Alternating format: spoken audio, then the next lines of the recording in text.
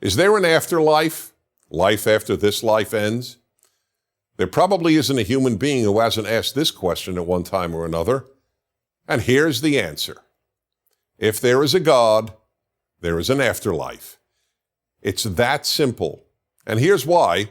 First, this life is filled with an immeasurable amount of injustice and suffering. The only way there can be some ultimate justice for victims of evil is if there is an afterlife.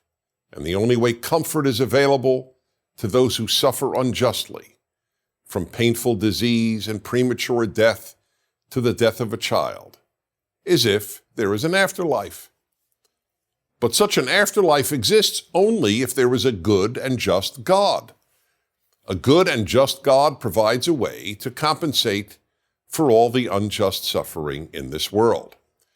Second, since God is not physical, the physical world is not the only reality. There is also a non-physical reality.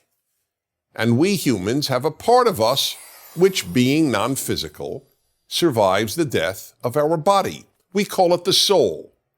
But if there is no God, this physical life is all there is. So, no God, no soul, no afterlife. Now, of course, those who doubt God's existence have every reason to doubt an afterlife. But if you believe in a good God, then you have to believe there's an afterlife. If you say you believe in God but not in an afterlife, the God you believe in is not only not good, that God is cruel.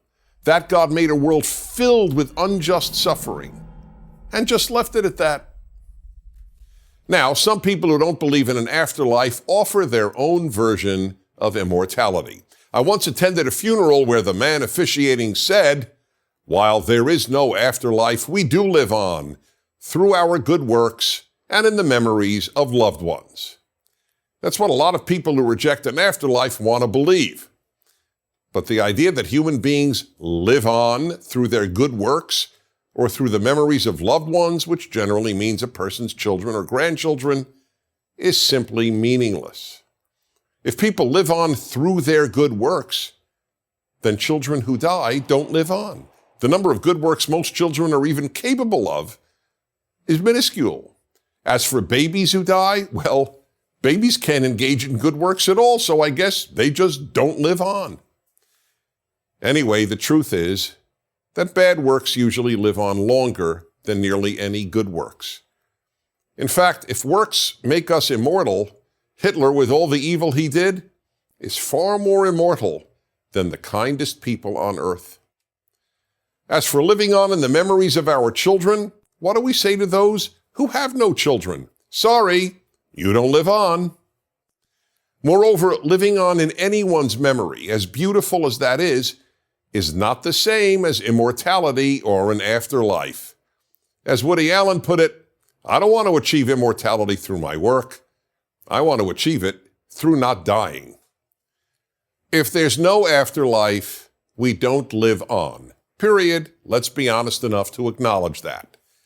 If there's no afterlife, none of us will ever again be with those we most love and who love us. If there's no afterlife, neither anyone murdered nor any murderer will ever receive ultimate justice. If there's no afterlife, this life, for the vast majority of people who ever lived and for those alive now, is a meaningless crapshoot. Finally, people always ask me, so what happens in the afterlife? To which I can only respond, I don't know, but I do know this. My belief in God and the afterlife keeps me sane. The thought that this life is all there is means that torturers get away with the horrors they have engaged in. It means that this life is random and pointless. And it means that I will never again see anyone I love. This would drive me mad.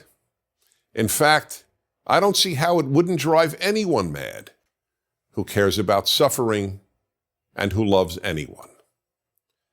So is there an afterlife? If there is a God, of course there is. I'm Dennis Prager. Thank you for watching this video. PragerU is a nonprofit and we rely on donations from people like you. So please consider making a donation to help keep our videos free. And if you like this video, don't forget to share it.